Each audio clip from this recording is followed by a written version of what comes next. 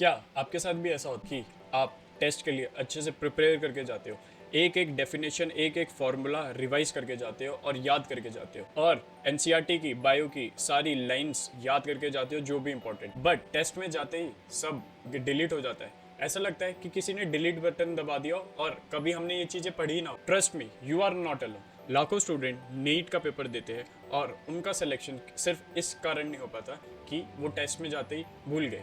बहुत सारे बच्चे बोलते हैं पढ़ा तो सब था पर सब भूल गए। ये एक एग्जाम ब्लैकआउट, ये आपकी गलती नहीं, ये हमारे ब्रेन की एक प्रोग्रामिंग चीज। इस वीडियो में हम इसी प्रोग्रामिंग को डिकोड करेंगे और मैं आपसे प्रॉमिस करता हूँ कि ये वीडियो के एंड होने तक आपको इस प्रॉब्लम का सॉल्यूशन भी। तो बिना किसी देरी के ये वीडियो स्टार्ट करते हैं और please subscribe to the channel and hit the bell icon. इस वीडियो में हम समझेंगे कि हमें इस दुश्मन को कैसे दोस्त बनाना है और कैसे इससे अपना काम। तो सबसे पहले हमें समझना होगा कि एग्जाम ब्लैकआउट होता है, तो इसके लिए हमें सबसे पहले इस ब्रेन के अंदर जाना पड़ेगा और समझना पड़ेगा ये इसका कारण। चिंता मत करो, बहुत सिंपल है, आ जाओ। तो इमेजिन करिए कि आपके ब्रेन में दो लोग रहते हैं। पहला है हिप्पो भाई। इसका एक सिंपल सा काम कि आपने जो भी पढ़ा है, जो भी कॉन्सेप्ट पढ़े हैं, उनको अपने दिमाग में स्टोर करना और उसकी एक फाइल जैसी बना लेना आपकी मेमोरी। और दूसरी है एमी, जिसका पूरा नाम है अमिगडाला। ये एक हाइपर टेंशन जैसा सिक्योरिटी गार्ड है, जिसका काम सिर्फ ये देखना है कि डेंजर का है, डेंजर का है,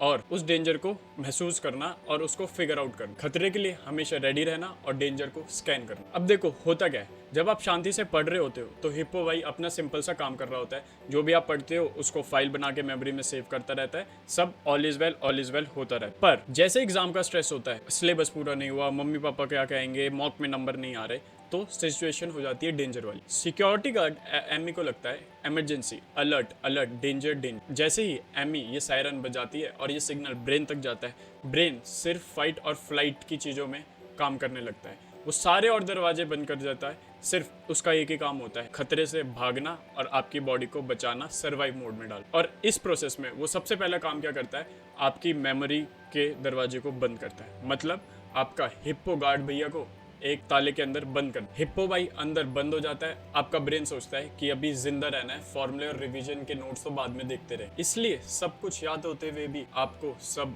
कुछ भूला हुआ लगता है और आपकी मेमोरी एकदम ब्लैकआउट हो जाती है और लॉक हो जाती है और आप कुछ रिकॉल नहीं कर पाते। Your brain locks you out from your own memory, right? It's really crazy. तो अब आपको प्रॉब्लम तो समझ आ गई। प्रॉब्लम है ये एमईएनटी। बट आपको ये जानते हुए भी बहुत अचंभा होगा कि थोड़ा स्ट्रेस बहुत ज़रूरी है, क्योंकि जब बिल्कुल स्ट्रेस नहीं होता तो आपकी परफॉर्मेंस एकदम कम होती है। ये थोड़ा कंफ्यूजिंग है, I know, but let me explain. Screen पे इस कर्व को देखो, इसे कहते हैं परफॉर्मेंस कर्व। इसके एक एंड पे देखो, इसे कहते हैं जीरो स्ट्रेस। जब आप बिल्कुल स्ट्रेस फ्री रहते हो और बिल्कुल टेंशन नहीं रहता, एग्जाम 2 साल बाद है, आराम से पढ़ेंगे, तो आपकी परफॉर्मेंस भी और आपकी प्रोडक्टिविटी भी सबसे कम है, क्योंकि कोई मोटिवेशन ही नहीं है। अब थोड़ा आगे बढ़ते हैं। मान लो आपके कोचिंग में या आपका कोई मॉक टेस्ट है, तो थोड़ी सी टेंशन है, इसमें परफॉर्मेंस बढ़ती है, जिसे कहते हैं you stress, which is a good stress. थोड़ा सा प्रेशर है, हल्की सी टेंशन। ये गुड स्ट्रेस आपके हार्मोन्स एड्रेनलिन को रिलीज करता है, जो कि एक सुपर प्रोडक्टिव स्टेट में आपको लाता है। So this is the sweet spot जहाँ पे आपकी परफॉर्मेंस पीक पे रहती है। So we have to try to stay in this spot. लेकिन जब स्ट्रेस इससे ज़्यादा होता है तो आप कर्व के दूसरी साइड जाने लगते हो। नीट आ रहा है, सिलेबस पूरा नहीं हो रहा, मम्मी पापा क्या कहेंगे, थिंग्स लाइक दैट। जब आपकी परफॉर्मेंस डिप करती है, इसे कहते हैं डिस्ट्रेस, मतलब बैड स्ट्रेस। ये वो वाला पॉइंट है जहाँ सिक्योरिटी गार्ड एमी ब्रेन को सिग्नल्स भेजती है, आपकी मेमोरी या हिप्पो भैया लॉक हो जाते हैं और आप कुछ रिकॉल नहीं कर पाते। तो आप समझे, अगर आपको बिल्कुल स्ट्रेस नहीं है, मतलब जीरो स्ट्रेस है, तो आपकी परफॉर्मेंस बिल्कुल लो रहेगी।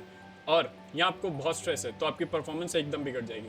तो आपको यू स्ट्रेस, मतलब गुड स्ट्रेस वाले जोन में रहना है, कि थोड़ी सी टेंशन, थोड़ी सी घबराहट, but peak performance, peak productivity. खासकर तब जब आप एग्जाम हॉल के बाहर हो, दिल जोर जोर से धड़क रहा है, धक धक धक धक। आपको अपने आप को संभालना है और हिप्पोकैम्पस भैया को अंदर बंद नहीं होने दो। अब मैं आपको जो टेक्निक बताने जा रहा हूँ, जो मैंने वीडियो के स्टार्टिंग में प्रॉमिस करी थी, ये टेक्निक नेवी सील्स, जो कि बहुत डिफिकल्ट और प्रेशर सिचुएशन में काम करते हैं, वो भी यूज़ करते हैं। पर घबराओ मत, टेक्निक बहुत सिंपल है और बहुत इफेक्टिव है। हाई प्रेशर सिचुएशन में आपको शांत रहने में भी बहुत मदद करेगी।